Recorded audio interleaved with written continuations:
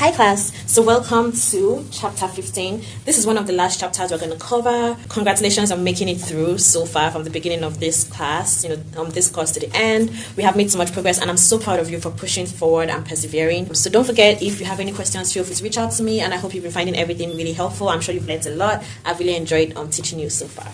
Okay, so what is unemployment? Unemployment is, first of all, it refers to the adult population. Emphasis on adult population. It doesn't capture people below 16 years. You have to be 16 years and above to even be employed or considered unemployed, right? So unemployment is the adult population of people who are able to, are willing to work, but are unable to find a job within the last 4 weeks, okay? So if you're only looking for a job for 1 week, you don't count as unemployed. If you're looking for a job for 3 weeks and 6 days, that's not unemployed. It has to be 4 weeks or more, right? And it has to be that you're willing and able. So if you're looking for a job but you're not able to work, or you're not able to, maybe have a disability or whatever, then that doesn't count as unemployed. You have to be able, willing, but unable to find a job, and that is unemployed. So basically, as I already mentioned, you have to be able and willing, and those who are able and willing are those who are in the labor force. Okay, so the labor force consists of employed and unemployed people. So who are those in the labor force? The labor force are those aged 16 to 65 years. Again, depending on the retirement age, but let's assume retirement age is 65 years. So like 16 to 65 years are those who are in the labor force, meaning that they're able, right, and willing to work. Okay, and those employed, of course. So employment includes full-time workers, part-time workers, self-employed workers, okay? So if you're a business person, you're also employed, right? So these are all categories of employment. How about unemployed? Unemployed people are, again, those who can find a job within greater than, so above or at least 4 weeks, right? Okay, so if you switch from a part-time work to a full-time work, the unemployment rate doesn't change because either full-time, part-time, or self-time is employed. So switching among these types of unemployment doesn't change the unemployment rate. So how do we even calculate unemployment rate? So unemployment rate is calculated as the number of employed people divided by the labor force times 100. Okay, so it's like saying how many people out of the labor force actually have a job. That is employment rate. Same concept, unemployment rate are how many people out of the labor force do not have a job, right? So that would be the number of unemployed people divided by the labor force. I'm just going to say labor force, LAB, times 100. Okay, so times 100. So it's a rate. So because it's unemployment rate, that's why you multiply by 100. Okay, employment rate, you also multiply by 100. How about labor force rate? So I'm going to call it, labor force rate is just the number of people in the labor force, right? So in other words, the number of employed plus unemployed divided by the number of adult population. So remember adult population. This adult population includes people that are employed, people that are unemployed, and people who are out of the labor force, right? So adult population includes labor force plus not in labor force. Okay, and who are those that are not in the labor force? Those who are retired, for example. If you're retired, you're no longer in the labor force, so you're part of the adult population, but you're not part of the labor force. If you are less than 16 years old, it's considered child labor for anyone less than that to work, less than that age to work. So that would also be not in the labor force. People who choose not to work, so they're household givers, like parents, right? So let's say like a mom who chooses, okay, I don't want to work, I want to take care of my kids, I want to be a full-time housewife, right, or a full-time house dad. So that those are not in the labor force because they choose not to work. Okay. So let's take a quick calculation. So let's assume the number of employed people are 158.3 million. The number of unemployed people are 5.7 million. And then the number of those not in the labor force are 100.1 million. So now let us calculate the employment rate.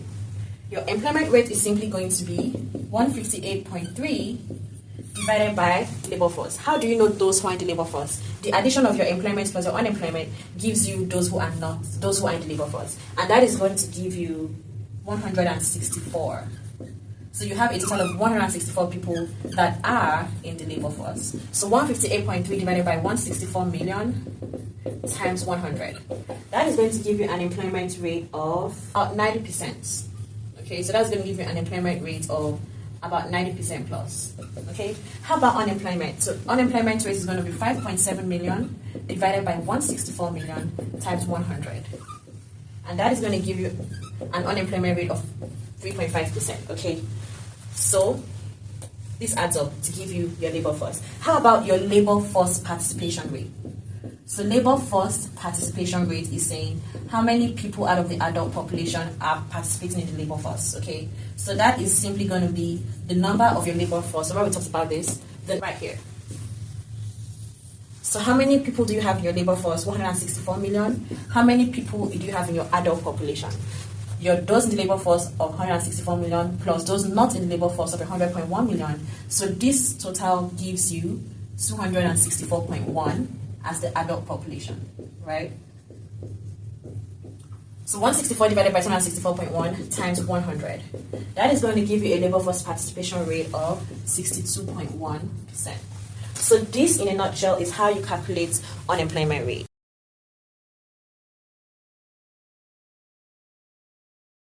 Now, there are different kinds of unemployment. So there is something called seasonal unemployment, which, as you can infer, is unemployment based on seasons. So there are periods where you are likely, like a fisherman, for instance, is most likely going to get more fish and have, more catches when it's rainy season, right? Even construction workers prefer to work, during the dry season, so like more like summer, or even spring. But yeah, you wouldn't see construction workers actively working during the winter because it's very cold and the weather conditions are not fit for that, right? So that's an example of seasonal employment. So it's based on the kind of job that you're doing. And another type of unemployment is something called cyclical unemployment. Cyclical unemployment is simply the unemployment that occurs based on the business cycles. So there are different kinds of business cycles. There are 4 actually. So there is an expansion phase. An expansion phase is when the economy is, doing pretty good. Things are progressing. Things are going up. Productivity is increasing. Everybody's doing good. So basically, the economy is, booming, right? So this is an expansion phase. That's an EXP, expansion. Now there is what we call, there's the peak. So the peak is the highest point of productivity, right? And then there's what we call a recession. So a recession is when economic activities are dwindling. So economic activities are going down, things are not looking so good, people are making less money, all of that, generally. So that is a recession. And then there's what we call the lowest point, which is a trough. This lowest point is like a depression. So you're at the lowest point of economic activity. Nothing is, moving. Everything is like stagnant at the lowest point, right? So these are the different economic cycles. And basically, every country has these cycles fluctuating over time, right? So it keeps going up and down, right? It's never fixed at one stage for a long period of time. It fluctuates over time, right? So even if you look at the stock market, things are always fluctuating, right? Things are always going up and down, right? So that is what we call business cycle. So if an economy is at the expansion phase, then definitely unemployment is going to be low because, everything is booming, things are doing well. So that is going to be low unemployment, right? So this has low unemployment. I'm just going to use my arrow, low unemployment, right? But this recession phase has high unemployment. So things are not looking good in the economy, right? So unemployment increases. So cyclical unemployment is due to economic cycles, especially recession, right? So when there's a downturn in economic activities, right? So that's one kind of unemployment. And something else to note is that your cyclical unemployment is fluctuating over a stable trend, right? So for instance, you see that across this fluctuation, you could draw a line that passes through right here in the middle, right? So this trend is what we call, this constant trend that you can see over time is what we call natural unemployment. So natural unemployment is that stable longer trend. So basically, it's like there will always be people in any country who decide to be unemployed. Either they want to be like a housewife or a house dad or whatever it is, or they just decide, okay, I've worked too much, I just need 1 year of break or whatever, right? So these are natural unemployment people because they choose to be unemployed, right? So in any country, you cannot have the entire labor force working at the same time. Like, there will always be people who will be unemployed, okay? And that is the natural unemployment, which is this long run trend, okay? So now how about fictional unemployment? Fictional unemployment is you know that duration between when you're switching jobs, or that duration between when you're looking for the next job. So let's say you know leave one job and you're trying to find another job, right? Let's say because of your family, you're trying to relocate and find another job that matches your family and preferences, right? So that period of job search is what we call frictional unemployment, because it takes a while between when you submit your application for a job and when you get a response for like an interview. When you do the interview, it's probably goes through several stages of interview and all of that before you get accepted or rejected, right? So most times you get some rejections before you get some acceptances, right? So that whole process of waiting and looking for the next job is what we call a frictional unemployment. And so it's due to job search and the time to match workers. So the whole reason why it's taking time is, as a worker, you are looking for like a certain pay. So let's say you do the interview and the pay they're offering is not what you want, right? So then you decline the job offer and you look for another one, right? So that time it takes to match workers and employers, right, is what we call frictional unemployment. And what does government do? So government tries to help in different ways. So as you know, there are like several websites online that makes the process easier for you to like look online and see what job postings are available, and then you can easily apply in one sitting, right? So like all those online job applications, or even like training programs. So that there are some online or like government training programs that help you to get the skills required, right, to apply for jobs. So all of these are ways that government intervenes. Another way that the government can intervene, since frictional unemployment is more short run, right? So most times unemployment don't last forever, right? So you're just looking for a job, maybe like a couple of months on average, right? But frictional unemployment is mostly short run. So it's not for too long. And because of that, the government can also help with giving incentives like unemployment insurance, right? So the government also helps with unemployment insurance. What is unemployment insurance? Do you remember during COVID, when most of us couldn't go to work as usual, and so the government stepped in by giving financial stimulus checks, right? So giving checks to help people take care of their day-to-day expenses so that they don't have to suffer as much, right? So that is an example of unemployment insurance, right? So that helps to, make things, it cushions the effect, makes things easier for people, it reduces uncertainty. However, I remember we talked about this at the beginning in the first few chapters, that eventually it could discourage people from wanting to work, right? Because if they're getting checks from the government for being unemployed, then some people would just rather not work and just keep on getting the checks, right? So ultimately, government intervention is inefficient, right? As much as government intervenes with a good mindset, but it usually causes inefficiency and distorts the market. Okay, so that is that about frictional unemployment. How about structural unemployment? Structural unemployment is due to shifts, right? Including technological changes. So for instance, when like we have AI now and we have more robots now, as opposed to like a decade ago or even like the 19th century. So all of these technological shifts put workers at risk, right, in terms of losing their jobs to technology or AI or all of that stuff. So that is called a structural unemployment. So it's due to technological changes or demographic changes.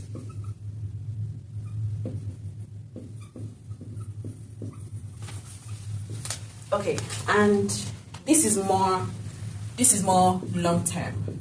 So because, for instance, when a technology comes into a trend, it's not just going to go out like that, right? That technology is most likely going to stay and keep on evolving into like, greater, better versions that keep on putting the working population at risk of losing their jobs, right? Or vice versa, whatever the demographic changes are, right? But most likely when such changes occur, it just keeps on evolving, and this reflects something we call, this is similar to, remember your price floor and your price ceiling? This is similar to when there is a binding price floor. Okay, so remember you have your equilibrium here. So when there's a binding price floor, remember you can pay only above a particular legal minimum price. So because of that, it's going to be above the equilibrium. So remember your binding price floor, right? And also remember that this is due to sticky wages. So remember, whenever the price of something goes up, or rather sticky prices, whenever the price of something goes up, it's very hard to come down, right? So because of that, these are the kind of things that lead to excess supply, right? So remember, this is your supply curve. And in the job market, we individuals, we households supply our labor, and then the firms demand for us, right? So whenever there's higher than equilibrium price, it leads to what we call surplus, right? So labor surplus, which causes unemployment. Another example of this binding price floor is something we call efficiency wages. So efficiency wages are when companies want to encourage workers to be, you know, more productive and all of that. So they set wages higher than the equilibrium. And what that means is that they would have to let go of unskilled workers, right? People that don't have as much experience. Because, I mean, think of it, if you're a business person and you have to pay a very high wage, then you would rather let go of the unskilled workers and keep the very skilled workers to be the most efficient and move the firm forward, right? So that is how it works. So people like teenagers, high school graduates who haven't completed college are at a disadvantage because they don't have too many years of experience. So that's another way binding price floor works in terms of efficiency wages. And how about labor unions? So labor unions is something else. So remember, labor unions always advocate for higher wages, right? So whenever you have higher than equilibrium wages, it's due to these factors. And of course, your minimum wage. That's the whole point of higher than efficiency, higher than equilibrium prices.